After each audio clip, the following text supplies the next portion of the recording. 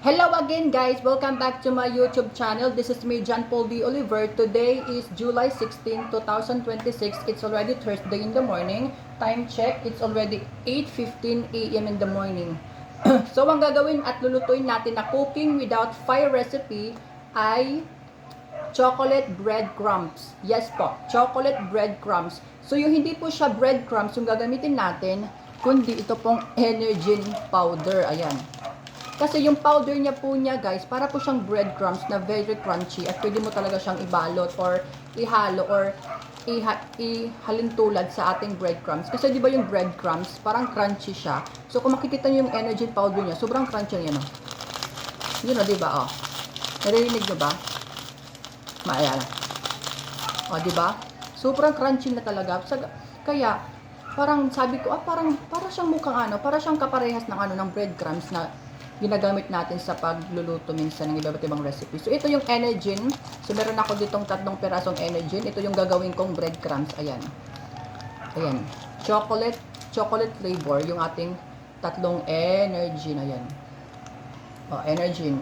Ito yung breadcrumbs natin. Pero yung isa guys, gagamitin ko siya panghalo sa chocolate lang. Panghalo lang. Lalagyan natin siya ng tubig. Ito yung breadcrumbs talaga. Ito yung dalawa. Gagamitin kong breadcrumbs. Ito yung halo ko sa tubig. Chocolate. Ito. Ayan guys.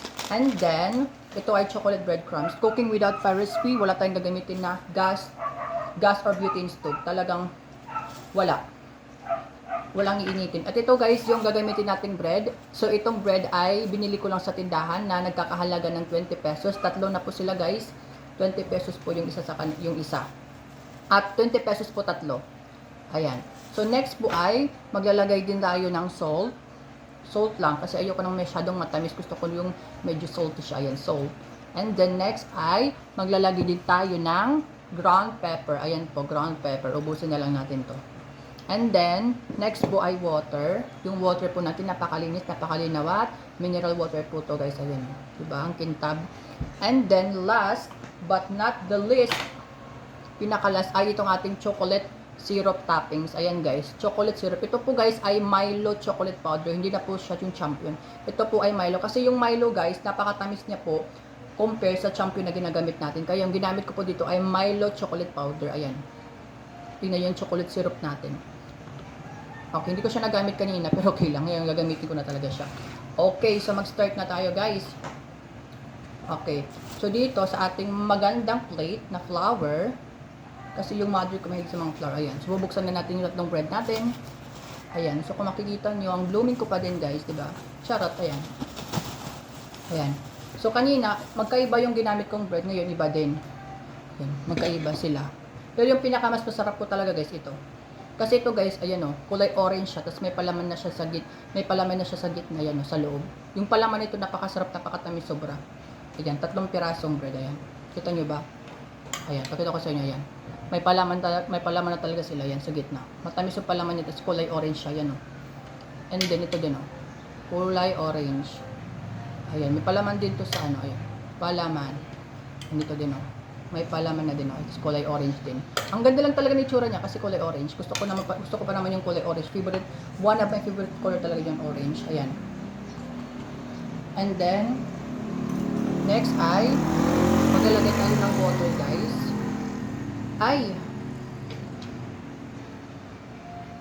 Lalagay natin. Lalagay na natin guys yung water natin. Ayan. Tignan nyo kung paano ko siya guys. Ayan. Ayan. Dudurugin lang natin talaga siya guys. Hanggang talaga malumambot siya. Kasi medyo matigas-tigas din talaga yung yung balat niya. Yung kulay orange na balat niya. Matigas-tigas din siya guys. Kaya kailangan ko talaga siyang palambutin. Ayan.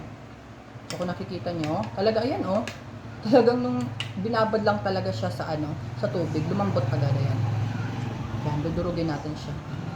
Sana guys, nagugustuhan niyo yung mga videos ko at sana gawin niyo. Tignan mo yung kulay yung kulay ng tubig ayun, nagkukulay yellow na. May food color ba itong bread na ginagamit ko? Hindi ko pa alam na may to. Ayan. Dudurugin lang natin siya, guys. Ayan. Ayan, dudurugin. Okay, so kung nakikita niyo talaga durog na nga siya. Ayan. Ayan. Katulad ng pagmamahal mo sa kanya. Durog na durog. Char. Ayan. Ayan guys, oh. O, diba?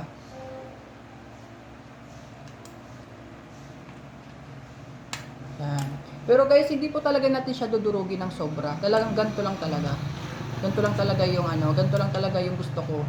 Yung parang kinakat ko lang siya, yan o. Pinapalit ko lang siya. Hindi ko talaga siya dudurugin na parang powder na or what. Na parang tae na yung itsura niya. Ganito lang talaga. Gusto ko lang talaga. Ba't ko siya nilagyan ng tubig? Kasi nga gusto ko siya lumambot. Kasi yung bread na ginamit natin, medyo matigas siya guys. So yung kailangan natin dito is lalagyan natin siya ng tubig. Nilagyan ko siya ng tubig at para lumambot siya. At hindi ko siya talaga like ganito lang talaga yung gusto kong itsura niya. Yan. Ganito lang talaga. Medyo malaki-laki siya. Ayan. Hindi yung talagang pinong-pino na pagkakaano. Ayan. Ganito lang talaga siya. Kung nakikita nyo, okay na to. Ayan yung kulay, yung tubig niya, di ba? Kita nyo ba yung tubig niya? Tingnan mo yung tubig, oh. Para na siyang sabaw. Para na siyang chicken curry yung sabaw niya. Yan, oh. Kulay yellow na. Okay, so next ay, so kung nakita nyo na, malambot na yung ating bread. Ayan, pakita ko sa inyo close up again. Para, ganito dapat guys yung itsura niya at consistency niya. Okay ha? Kasi this is my own research. Invento ko lang to. Sa akin nyo lang to makikita sa buong social media. Ayan, so pakita ko sa inyo close up yung itsura niya. Ayan, di ba? Oh, malambot lang talaga siya. Okay, next na lalagay natin ay itong ating energy na yan. Yung isa guys, gagamitin ko siya for ano, para halong ko lang sa dito. Tapos yung dalawa, yung ating breadcrumbs na. Ayan. Ito ay chocolate. Ito ay tinatawag ko na chocolate breadcrumbs. Crumbs. Ano dyan? 1, 2, 3 ko yan. Ayan. Today is July 16, 2026. It's Thursday. So, papalapit. Parang, ano na. Ayan, wala na. Masarap talaga nito. Gagamit tayo nitong panghalo. Ayan. May favorite na panghalo talaga. Lahat naman naging favorite ko eh. Maliban sa'yo. Char! So, medyo nakukulangan ako sa tubig guys. Maglalagay tayo ng konting tubig. Kasi, parang kulang talaga sa tubig yung ano natin. Ayan. Kunting tubig lang talaga nga ano lahat ang kailangan natin. Ayan. So halo-haloin lang natin siya. Gamitin ko ng dalawa. Ayan. Ayan. O, diba? Pero naman siguro pang isa lang. So kung nakikita nyo guys, hinahalo ko na siya dito sa ating chocolate. At haluin lang. Okay, so next, maglalagay tayo ng salt. Kasi ayoko nga, di ba, nasabi ko ayoko ng matamis na sobra. Gusto ko ng medyo salty. Salt. Ayan, salt. And then, ubusin natin itong ating ground pepper. Ayan. Ground pepper. Ayan. Ubusin natin yan. Para mas masarap siya. Ayan, wala na. And then, haluin natin ulit. Ayan.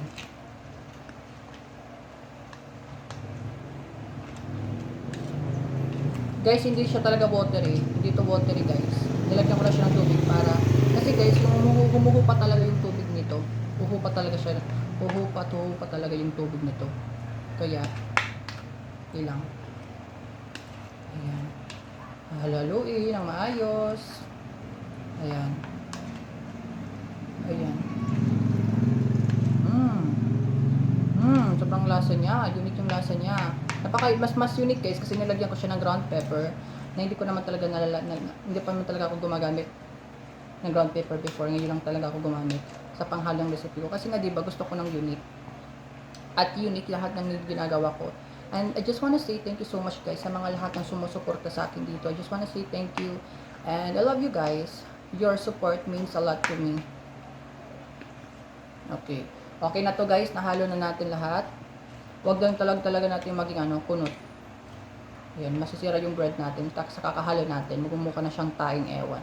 Ayan guys, so kung nakikita nyo, ayan, tignan nyo yung itsura niya. Diba? Hindi talaga siya watery. Sakto lang yung tubig niya. Talagang sakto lang magpalambot ng bread at mahalo lahat. Ayan. Kita nyo ba yan? Ayan o. Dapat ganun guys yung itsura niya at consistency niya para hindi siya magmukhang tae na watery. Ayan. Ayan, diba? Okay na to guys. Tignan nyo yung itsura niya. Diba? Hindi talaga siya watery. Hindi siya matubig. Ayan. 1, 2, 3. Close up muna. 1, 2, 3, go. Diba? Para na siyang ano, chicken curry. Pero bread po to guys ha. Okay, so next ay maglalagay na tayo ng madaming energy. Ito ang ating breadcrumbs guys. Breadcrumbs natin, ayan. Breadcrumbs. So ito yung last natin kasi madry na nga ni, ayan, last. Ayan, tignan nyo. O, diba? Masarap to guys. Ayan, ito na natin parang breadcrumbs natin. Ito yung tinatawag natin na breadcrumbs na yan. 1, 2, 3, go. Ayan.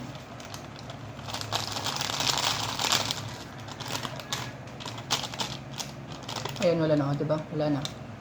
And then last is ito.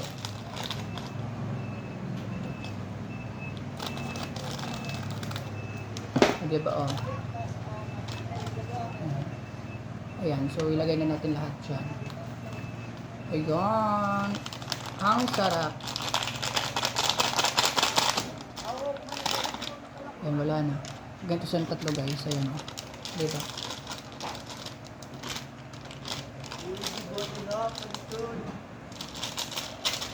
Okay, so halo-halo lang natin siya guys. Ito natin haluin. Ayan. Ito, kutsara. Parang breadcrumbs lang siya guys. Ganun lang yung itsura niya. Hindi natin halo-haloin ng sobra. Kasi breadcrumbs lang talaga to. Yung gagawin natin. Wala yung panghalo ko. Pero okay na to. Dito ko din siya guys ilalagay. Dito ko na siya ilalagay. Halo lang natin. Tignan yung itsura niya talaga, di ba? Ang ganda. Ayan. Halo-haloin natin. Talagang itsura niya guys, talaga para lang talaga siyang powdery. Powdery siya na recipe ko. So powdery talaga siya. Very powdery. Hindi siya yung talagang matubig. Very powdery po siya. Kasi nga diba sabi ko, chocolate breadcrumbs. So nangingibabaw talaga yung itsura ng aking recipe dahil sa breadcrumbs. Na chocolate breadcrumbs. Okay? Dapat guys, ganun siya. Ayan. Mahalo talaga siya sa ating breadcrumbs. Ayan guys, okay na to. Huwag mo natang haluin ng bongga yan. So, tignan nyo, yung nilagay natin ng breadcrumbs, talagang very crumbs talaga siya. Very crumbs. O, diba? Nag-English pa ako. Ayan, dapat ganun guys yung consistency niya nung nilagay mo na siya, yung nilagay mo na siya ng breadcrumbs. Dapat hindi siya watery, dapat madry siya guys. Kasi nga, breadcrumbs talaga. Kapag nilagyan mo siya guys, or hinalo mo siya ng breadcrumbs, dapat madry at hindi watery yung nilalagyan mong breadcrumbs. Ayan. Kasi yung breadcrumbs natin, didikit at mumukha na siyang tae. Dapat nandito pa rin yung pagiging crunchy ng breadcrumbs, okay? Tignan nyo close up. Nilagyan ko na siya ng breadcrumbs. Ayun, oh. Sobrang yummy, oh. Hindi ba? Para na siyang ulam, eh. Ayan. Ang sarap. Guys, sorry sa mga nagsasabi dyan na pinapalaway ko kayo. Sorry. Ayan, last.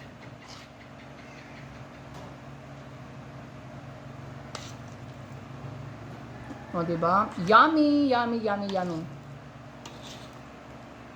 Tikman ko nga, guys.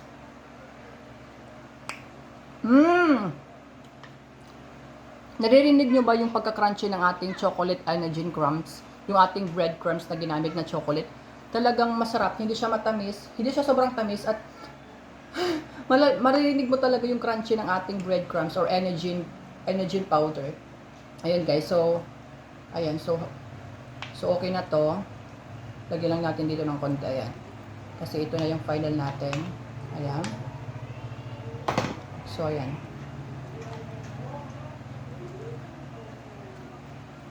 Ayan. So, ayan.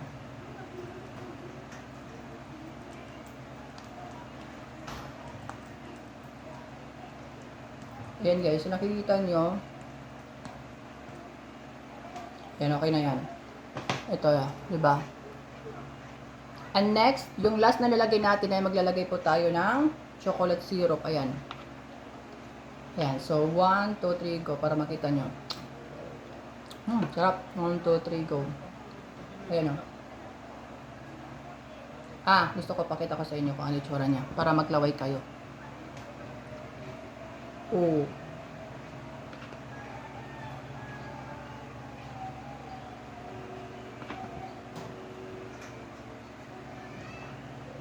Tingnan yung itsura niya. Diba? Ito pa.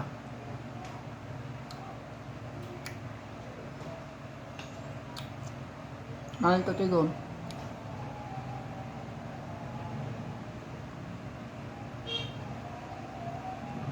Ayan. Very chocolate talaga siya, guys. Wala na yung breadcrumbs natin. Pero crunchy pa din guys yung breadcrumbs natin, don't worry. Napaka-crunchy pa din niya. Ubusin natin kasi sayang, di ba? With chocolate syrup na to eh. Gusto ko kasi chocolate. O, di ba? Yan, wala na.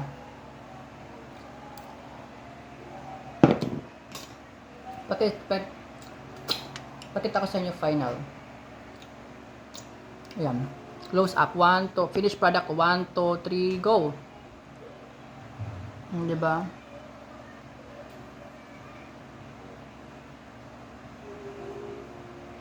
Ayan.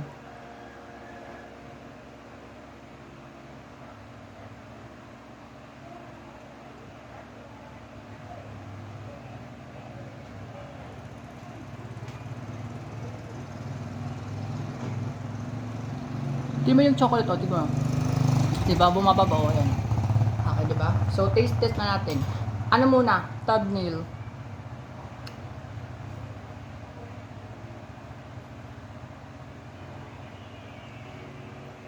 Okay na! Yung chocolate! Ano ba yan? Okay, taste test. Ayan. Tingnan nyo, ayan, o. Tingnan nyo. Ayan, o. Very chocolate siya, you know. Ooh, yummy, you know. 1, 2, 3, go.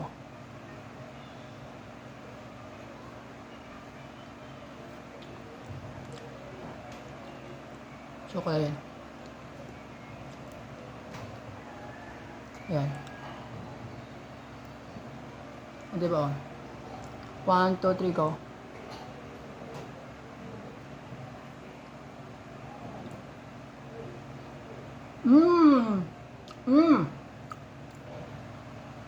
Uy.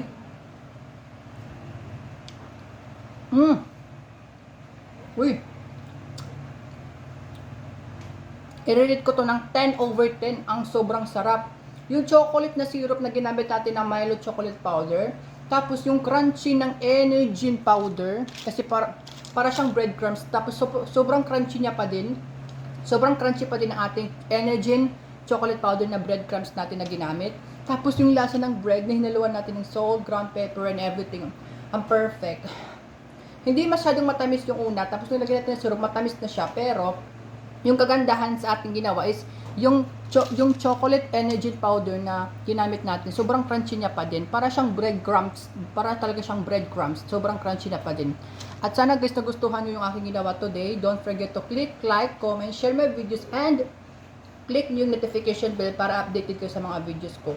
And guys, sariling research ko lang to, sariling invento ko lang to, gawa-gawa ko lang to.